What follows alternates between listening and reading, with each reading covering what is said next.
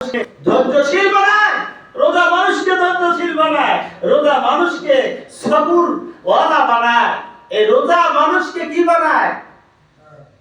পরহেজগার বানায়। এই রোজা মানুষকে মুত্তাকি বানায়।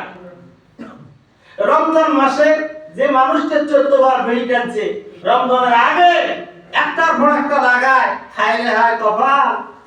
এই কথা আর কি কই না না বলি, সময়ও কম। তো আমি যে কথাটা বলবো, যে মানুষটা এতবার বিড়ি খেলো, সিগারেট খেলো, বেনসন খায়, এরা না টানলে নাকি পায়খানায় ঠিক মতো হয় না। আমি এটাও শুনেছি।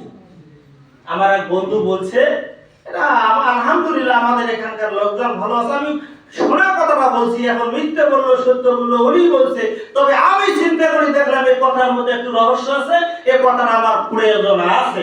কেন? উনি বলল, বন্ধু আমার যদি একটা টান না দেই তাহলে আমার কিন্তু পায়খানা ঠিক মতো হয় না। কথা বুঝতে পারছেন? আর এক দল আছে, এরা ভিড় আবার কি করে জানেন? এরা একটু মসলিটা ফেললো, এরা মনে করে আবার এই যে ওট আছে না, ওট এইভাবে ধরে ধরিয়ে লাগাই দেয়, দিয়ে পায়খানা চলে যায়। তাছাড়া বলে ওমা বের হয় না। কথা বুঝতে পারছেন? আর বাড়াই না, কথা এখানেই থাক। তবে আমার কথা হলো, যে মানুষগুলো পায়খানায় গেলেও খায়, তাদেরও খাওয়া বন্ধ হচ্ছে কি হয় না? এই রোজার কারণে এরা বিড়ি খায় না, সিগারেট খায় না, বেনসন খায় না, গুল খায় না, কিছু খায় না এরা। এই জন্যই বলছি, এটা প্রমাণ করে দিচ্ছি, রমজান মাস মানুষকে সবুরওয়ালা বানায়, রমজান মাস মানুষকে মুত্তাকি বানায়, রমজান মাস মানুষকে কি বানায়? পরহেজগার বানায়। যে মানুষটা বিড়ি খাচ্ছে, বিড়ি খায় না, এটা কি বোঝা যায় না রমজান মাসের কারণে খাচ্ছে না? আলহামদুলিল্লাহ এদের ধৈর্য শক্তি বাড়ছে না কমছে? সবুর করতেছে। এটা প্রমাণ করে দিলাম আপনাদেরকে আমি। রমজান মাস মানুষকে ভালো বানায়। রমজান মাস এজন্য হেদায়েতের মাস।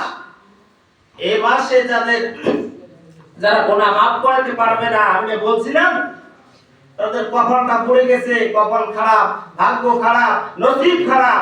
এই জন্য আমি বলি, আমার ভাইরা, আমরা রমজান মাস পেয়েছি, সবাই বাড়ি করে বলেন খুশি নে বাজার, বলেন তো খুশি খুশি খুশি। আলহামদুলিল্লাহ আমাদের জন্য মেহমান এই রমজান মাস।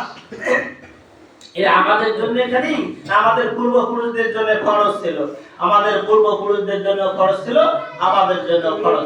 আল্লাহ রাব্বুল আলামিন আমাদেরকে এই রমজান মাসে রোজা রাখার তৌফিক দান করেছে।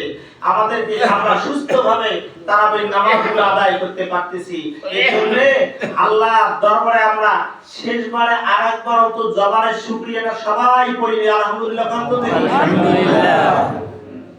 আল্লাহ আমাদের বাকি রোজা এবং তারাবি ইফতারি সুস্থভাবে সবগুলো আদায় করার তৌফিক দান করুক। সবাই একবার দোয়া করে দেন, বলেন আমিন। আবার আরেকবার দোয়া করেন আমিন।